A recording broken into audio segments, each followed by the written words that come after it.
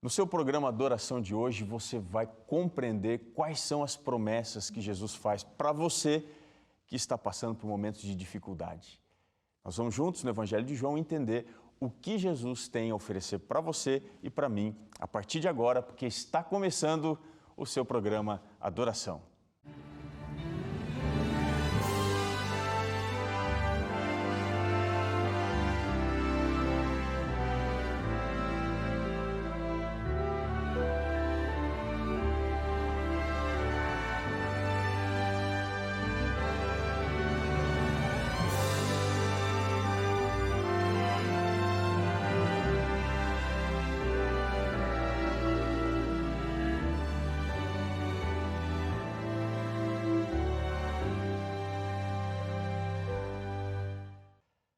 Muito obrigado aí pelo carinho da sua companhia, da sua audiência. É sempre bom poder entrar aí na sua casa, dividir com você esses momentos tão especiais e importantes de adoração, nesse dia que é o dia de festa espiritual, não é mesmo?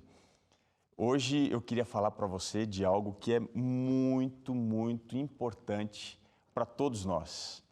Eu não sei se você tem enfrentado muitas lutas, muitas dificuldades, eu não sei se você, quem sabe, está enfrentando crise de ansiedade, crise do pânico, se você vive depressivo, depressiva. Por que a gente tem tanta dificuldade em ser feliz? Já parou para se questionar sobre esse tema?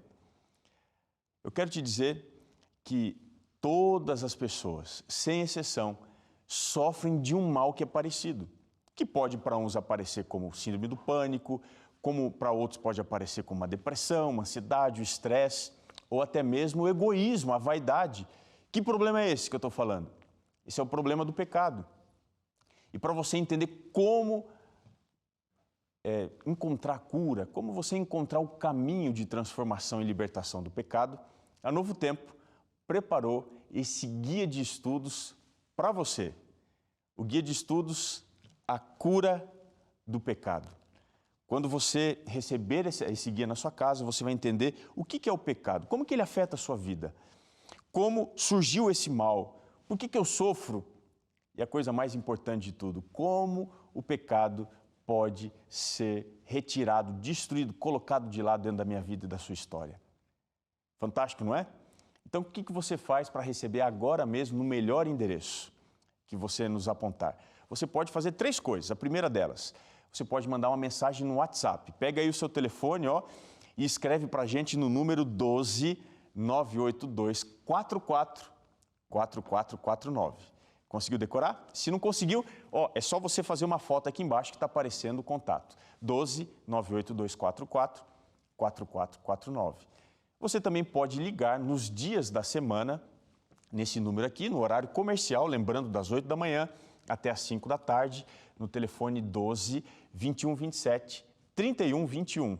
E você vai dizer, olha, no programa Adoração, o pastor Robson falou sobre esse guia de estudos.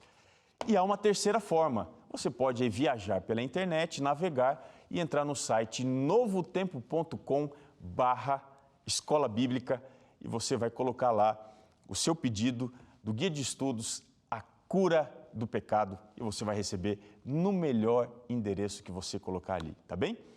Isso aqui é uma cortesia dos Anjos da Esperança. Eu quero dar um abraço especial para os nossos queridos Anjos da Esperança que dão condição da Novo Tempo, inclusive o programa Adoração, enviar para você sem custo algum, não tem pegadinha, não tem nenhum truque. Você vai receber aí na sua casa e esse guia de estudos da Bíblia vai fazer a diferença na sua vida. Combinado? Eu quero agora entrar no estudo da Bíblia, mas antes eu preciso orar com você, pedindo a bênção de Deus para o que nós vamos fazer o estudo da palavra. Podemos orar? Vamos falar com Deus. Querido Pai, estamos aqui para adorá-lo, buscar a sua presença e para isso precisamos esvaziar o nosso coração de todo o problema e ansiedade que possa nos distrair. Que o nosso foco esteja em Cristo e no poder da sua palavra. Te pedimos isso, orando em nome de Jesus. Amém. Eu queria agora convidar você a pegar aí a sua Bíblia. Aqui está a minha companheira. Eu quero ir com você ao Evangelho de João, capítulo 20.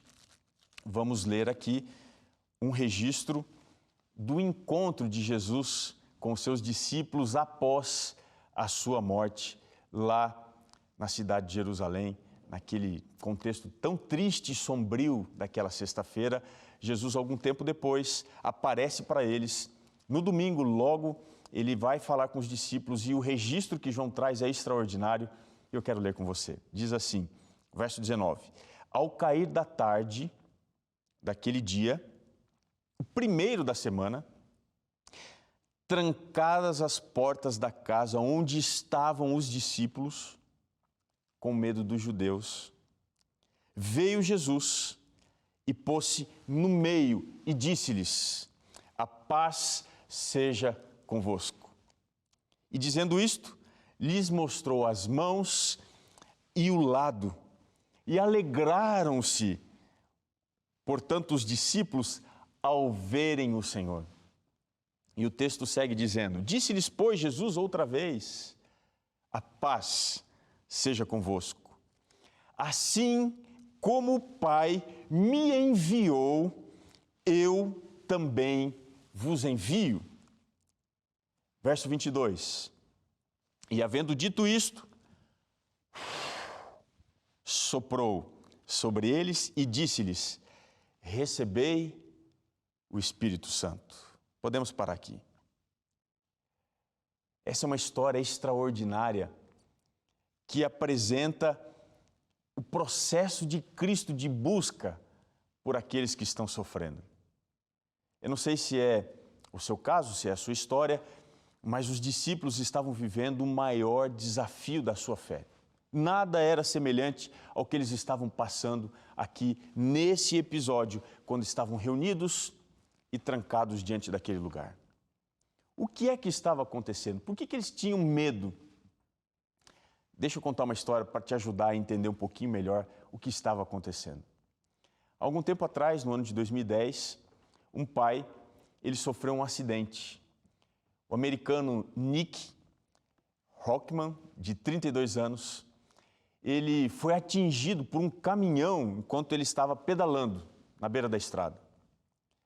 E esse acidente foi tão grave que a sua situação para os médicos era quase irreversível. Eles pensavam que ele não ia sobreviver. Mas ele conseguiu superar essa tragédia. Mas ele carregou uma consequência muito diferente, uma consequência estranha. Ele perdeu a sua memória recente, ou seja, a sua esposa, que por ocasião do acidente tinha ficado grávida, algum tempo depois deu à luz a filha do casal. Mas o pai, por causa do acidente e porque tinha perdido a sua memória, ele não conseguia guardar aqui na sua mente a informação de que aquela criança que tinha nascido era sua filha. E olha só o desafio, todos os dias, há 23 anos, ele precisa ser apresentado a ela como se fosse o seu pai. As pessoas precisam dizer, essa daqui é sua filha. A história desse homem me diz uma coisa, que as tragédias, elas deixam marcas, elas deixam consequências. É possível que você hoje viva essa tragédia do passado como se tivesse acontecido agora, com essa consequência terrível. Nós encontramos aqui os discípulos sofrendo as consequências da tragédia que eles haviam testemunhado na sexta-feira, portanto, 3 dias antes. Eles tinham perdido a memória da informação que Jesus havia dado de que ele passaria pela morte. Mas o que aconteceria ao 3º dia? Você se lembra? Ele havia dito em algumas ocasiões que ele ressuscitaria do meio dos mortos. E agora, Jesus precisou relembrá-los de que ele tinha poder para derrotar qualquer inimigo, inclusive o pior de todos, na nossa perspectiva, que é a morte. Jesus fez isso algumas vezes. Ele precisou aparecer para ir juntando, reunindo os seus discípulos que tinham se espalhado. Alguns estavam tão preocupados que estavam pensando em abandonar a fé. Quando você vai no Evangelho de Mateus, capítulo 28, você percebe Jesus aparecendo para Maria. Mas não apenas isso. Jesus, lá no Evangelho de Marcos, capítulo 16, e também Lucas, capítulo 24, ele aparece para 2 discípulos que estavam no caminho para Emaús, eles tinham abandonado Jerusalém, eles tinham rompido com o passado. A tragédia tinha encerrado a carreira espiritual deles. Lá na primeira carta aos Coríntios, capítulo 15, verso 5, Paulo diz que Jesus também teve um encontro específico com Pedro. Esse aqui, apóstolo, esse discípulo, era um sujeito problemático, ele estava fugindo também. E Jesus precisou abraçar, precisou trazer esse discípulo para perto de si e ajudá-lo a superar a tragédia da negação. Também você encontra, dentro da carta de Paulo aos Coríntios, que Jesus apareceu para os 12 apóstolos. E não somente para eles, apareceu também para mais ou menos 500 pessoas. Mas é esse registro aqui de João capítulo 20, que eu quero estudar agora com você, que é a primeira ocasião de um aparecimento de Cristo depois da sua ressurreição, onde ele encontra um grupo coletivo dos seus discípulos. Aqui não estavam apenas os 12, aqui estavam todos aqueles que o seguiam. Muito provavelmente, se a informação de João estiver em paralelo com a informação de Atos, a gente tinha por volta de aproximadamente 120 pessoas num espaço fechado, tentando pensar o que eles fariam a partir daquela tragédia. O que marca aqui esse encontro, o registro do Evangelho de João, é que aqueles homens estavam trancados para o presente. As portas estavam fechadas. As feridas estavam abertas, elas eram muito recentes e eles ainda estavam elaborando luto. Você conhece alguém que está vivendo assim, trancado para o presente? Ele está vivendo hoje, está vivendo agora, mas ele não consegue se distanciar do passado, da angústia, de uma marca. Algum tempo atrás, uma pessoa me procurou e disse assim: pastor, há 40 anos eu cometi um pecado e todos os dias eu me lembro dessa coisa terrível que eu fiz. Muitas pessoas estão trancadas para o presente porque vivem no passado. Mas, ao mesmo tempo, tem muitas pessoas que estão trancadas para o futuro, como é o caso deles. Eles estavam com medo dos judeus. Eles pensaram: se Jesus, o nosso líder, morreu, foi para a cruz, o que será que pode acontecer com a gente? E aí, eles estavam com ansiedade: o que vai acontecer depois de amanhã? Você percebe que a nossa dificuldade, a nossa ansiedade, a nossa angústia, muitas vezes, ela está em nós não conseguimos nos posicionar na linha correta do tempo. Alguns têm muito problema de angústia, sofrem com o problema do passado. Alguns têm muita crise de ansiedade, sofrem com o problema do futuro. A situação dos discípulos aqui é muito parecida com a situação de Adão e Eva. Você se lembra o que aconteceu com eles? A gente, quando vai no livro do Gênesis, encontra o casal escondido atrás das árvores. Eles estavam vivendo com medo. Não tem nada pior do que viver com medo. Uma esposa que tem medo do marido. Os filhos que têm medo do pai. As pessoas que têm medo de perder o emprego que garante o sustento da família. Deixa eu te dizer uma coisa: as promessas de Cristo são sempre feitas para nos tirar da condição do medo, da condição da dúvida, da condição da incerteza. Jesus, ele sempre aparece quando nós estamos passando pelo vale da sombra da morte. Ele prometeu isso, não é mesmo? Davi, entendendo essa realidade no Salmo 23, diz: ainda que eu ande pelo vale da sombra da morte, eu não vou temer mal algum, porque tu estás comigo. A partir de agora, eu quero relembrar você 4 promessas que Jesus fez aos seus discípulos, mas que não estão restritas apenas a eles. Elas alcançam aqui hoje, agora, você que está conectado aqui na TV Novo Tempo, o seu canal da esperança. Qual é a primeira promessa? Verso 19, olha aqui comigo no texto. Diz assim: Jesus, ao aparecer, se colocou no meio deles e disse-lhes: a paz seja convosco. A primeira grande oferta de Cristo é a grande promessa do Evangelho da reconciliação. Por que a gente precisa de paz? Veja, a gente precisa de paz no trabalho, a gente precisa de paz em casa, a gente precisa de paz no relacionamento com os amigos, mas a gente precisa muito mais da paz por uma situação específica. É o que diz o profeta Isaías no capítulo 27, o verso 5. Ele fala assim, ó: Deus falando com o seu servo, falando com as pessoas, que façam paz comigo. Sabe por que a gente precisa mais da paz? Porque nós estamos em guerra com Deus. Paulo, quando escreveu sobre esse assunto, na segunda carta aos Coríntios, capítulo 5, do verso 18 a 20, disse: tudo isso provém de Deus, que nos reconciliou consigo mesmo por meio de Cristo e nos deu um ministério da reconciliação, ou seja, que Deus em Cristo estava reconciliando consigo o mundo, não levando em conta os pecados dos homens, e nos confiou a mensagem da reconciliação. Jesus aparece aqui no meio dos discípulos e diz: a guerra acabou, não há mais luta, batalha entre Deus e os homens. Eu vim e na cruz eu ofereci a paz.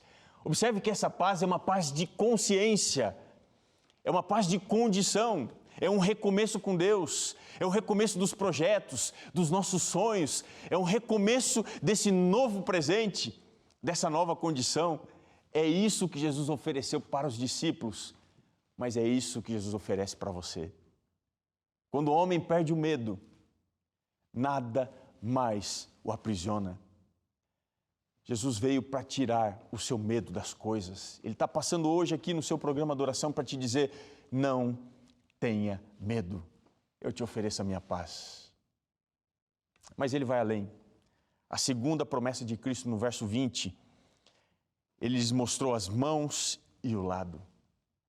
A segunda oferta de Cristo está relacionada com o preço que é necessário para que nós tenhamos paz. As marcas de Cristo, olha, as feridas na sua mão, no seu lado, representam as feridas do perdão. Alguém uma vez perguntou para Madre Teresa de Calcutá: defina o que é o amor. E ela disse: o amor dói. É isso mesmo. Para amar, você precisa aceitar a dor. Deus escolheu amar e com isso Ele aceitou sofrer pelo amor.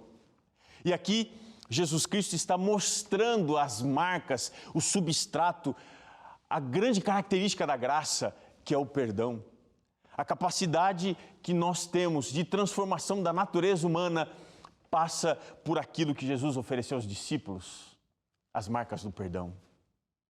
Perdoar, queridos, é divino. Nós não temos condição de perdoar, mas é por causa do sacrifício de Cristo que hoje nós temos o perdão. Você tem o perdão. A terceira oferta que Jesus faz aqui, dentro desse contexto, aparece no verso 21. Depois que Jesus oferece a paz e o perdão, agora ele entra num assunto muito importante. Ele oferece aos discípulos o serviço. Eles estavam com medo, achando que a carreira espiritual deles tinha acabado. E agora ele diz: como o Pai me enviou, eu também os envio. O que ele estava querendo dizer? Que a missão do envio é a propaganda de Deus do seu poder de transformação. O que ele está querendo dizer? Se eu libertei você, agora você deve ir aos outros para dizer o que eu posso fazer também por eles. Assim como o Pai me enviou para libertar, para levar essas boas novas, agora você precisa ir e também ajudar os outros a serem libertos disso. Quando a gente entende a missão, o envio, a gente está vivendo o que Jesus viveu. Lá em Filipenses capítulo 2, no verso 5 a 8, a gente encontra que Jesus se esvaziou. Esse é o chamado de Cristo para você. Mais do que receber o perdão, mais importante do que receber a paz, é você ser comissionado para ir e levar isso às outras pessoas. O chamado do Evangelho lá em Mateus 16, 24 é: negue-se a si mesmo e me siga. Veja, a humilhação é o destino de toda criatura. Ela é a razão da nossa existência. Nós precisamos viver como Jesus. Ele se humilhou, ele se esvaziou para servir. Da mesma forma, eu e você precisamos seguir o exemplo de Cristo. Ele se tornou carne, ele se aproximou daqueles que precisavam. Jesus se tornou pecado, ele assumiu o lugar daqueles que estavam sofrendo. Jesus se tornou maldição, ele ofereceu o perdão, a graça. E Jesus se tornou bênção, ele agora oferece a atribuição de serviço. Ou seja, O que Jesus está fazendo aqui é estabelecendo um ciclo virtuoso. A obra que ele começou, ele está dando a todos nós, a você e a mim, o privilégio de terminar. É como que se o Picasso estivesse desenhando a sua obra-prima e ele dissesse, olha, agora termine você. É como se o Michelangelo estivesse ali construindo a sua estátua e dissesse, olha, para terminar, termine você. É isso que Jesus está fazendo. Ele está dando ao homem o grande privilégio de concluir a obra que ele começou. Você está disposto a fazer isso? Ser usado por Deus? Aqui uma quarta promessa. E essa é muito importante. Junto com o envio, com a missão. O verso 22 diz, e havendo dito isto, soprou sobre eles e disse-lhes, recebei o Espírito Santo. O sopro do Espírito é o recebimento, é o preenchimento de algumas coisas. Primeiro, de algo que não nos pertence, algo que não nos é natural. Esse poder que Jesus oferece através do Espírito não nasce junto com a gente. Algo além também acontece, que é algo que nós não conhecemos. Mesmo não pertencendo, mesmo a gente não tendo isso naturalmente, esse poder é algo que a gente não conhece. É totalmente diferente, não é o que o mundo oferece. Esse poder que Jesus também promete é algo que nós não compreendemos. Paulo diz, na primeira carta de Paulo aos Coríntios, capítulo 2, o verso 9, o que jamais subiu à mente do ser humano, o que a gente não pode pensar, é o que Deus tem preparado através do Espírito para aqueles que o amam. Você nunca vai conseguir compreender a ação do Espírito. E, finalmente, esse poder que Jesus promete aos discípulos é algo que todos nós necessitamos. A gente tem carência de poder. A gente precisa poder mais para fazer mais coisas. Mas, às vezes, a necessidade bate e a gente fica pensando, eu não posso, isso aqui eu não posso fazer. A nossa limitação humana, ela é gritante. A gente não pode um monte de coisa. Mas Jesus nos deu a condição de poder aquilo que a gente mais precisa. Poder ser um instrumento do Espírito. Deus quer usar você. A sua adoração não é vazia, entenda isso. Deus quer te usar para um fim específico. Ele te libertou, Ele tirou o medo da sua vida, da sua história, para que você hoje seja uma propaganda, um outdoor do céu. E o que é que você vai fazer? Você vai contar às pessoas que Deus, logo, logo, vai interromper a história do pecado.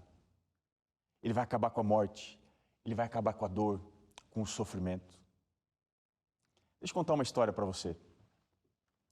Você deve se lembrar da tragédia que aconteceu lá em Mariana. A barragem, ela arrebentou e um mar de lama começou a correr na direção de muitos povos. Isso aconteceu no dia 5 de novembro do ano de 2015. A desgraça poderia ter sido muito maior. Não fosse uma pessoa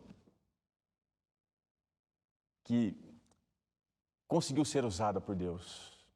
Paula Geralda Alves, quando ficou sabendo que a mineradora Samarco tinha arrebentado ali a margem da mineradora Mariana, ela saiu correndo na direção do povoado que ela morava, povoado de Bento Rodrigues. E ela pegou sua moto e começou a andar e buzinar pelas ruas daquele povoado, dizendo, olha, corram, a destruição está chegando, salvem a sua vida. E não fosse ela passar por ali, as aproximadamente 400 pessoas que moravam naquele lugar teriam sido soterradas pela lama. Ela dizia, corra, a barragem estourou, fuja. Os gritos de Paula fizeram com que as pessoas tivessem uma oportunidade de salvação. Você está entendendo o que Deus quer fazer na sua vida? Você vai ser enviado por Ele para levar salvação para as pessoas.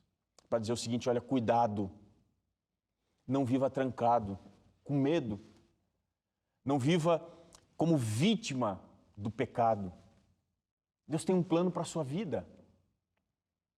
Você já percebeu quantas pessoas você poderia levar mensagem de esperança e salvação no seu trabalho, na sua casa, os seus vizinhos, quem sabe. Pessoas que olham para cima perguntando, Senhor, há esperança para mim? O que Deus mais precisa é de alguém que se disponha a ir, alguém que se levante do contexto da adoração e saia em nome de Deus, vencendo e para vencer. Você aceita ser essa pessoa? Você aceita levar esperança? Dar a notícia de que daqui a pouco Jesus Cristo virá para buscar aqueles que lhe pertencem e levará os seus filhos para a casa do Pai? Eu e você temos que levar uma boa notícia. E qual é a boa notícia que a gente tem que dar? Você se lembra da passagem de João 14? Não se turbe o vosso coração. Pare de ter medo. Creio em Deus. Creio também em mim, creio em Cristo. Na casa de meu Pai há muitas moradas. É Jesus que está prometendo para você que Ele tem um lugar preparado para muitas pessoas, para a sua família, para os seus amigos, para os seus colegas de trabalho. Há muitas moradas, há muitos quartos que precisam ser preenchidos. Quando você anda na rua, as pessoas que passam por você precisam da mensagem de graça e salvação. No seu trabalho, até mesmo o seu chefe, a pessoa que divide a mesa com você precisa da mensagem de salvação. Jesus quer que você leve essa mensagem, não se turbe o vosso coração. Credes em Deus, crede também em Cristo, credes em mim. Na casa de meu Pai há muitas moradas, e se não fosse assim, eu vou-lhe teria dito, pois eu vou preparar-vos lugar. E quando eu for e vos preparar lugar, virei outra vez. Essa é a grande notícia da Bíblia. Aquele que apareceu para os discípulos naquela noite de domingo, numa sala fechada, para tirar o medo de dentro do coração deles, Ele virá agora para romper as cadeias que o pecado impôs sobre o nosso planeta. Ele vai aparecer com poder e grande glória. E quando Ele estiver sobre os horizontes conhecidos, com o seu exército de anjos, Ele vai dizer para todos, não tenham medo. Eu vim para levar vocês de volta para casa. Ah, meu querido amigo, minha querida amiga, eu tenho certeza, convicção de que aquele que prometeu aqui na sua palavra, Ele está muito próximo a cumprir. Essa que é a mais sublime de todas as esperanças. Ele virá para nos buscar. Ele quer levar você, as pessoas que você ama. Ele quer levar todos os seus amigos. E por que não?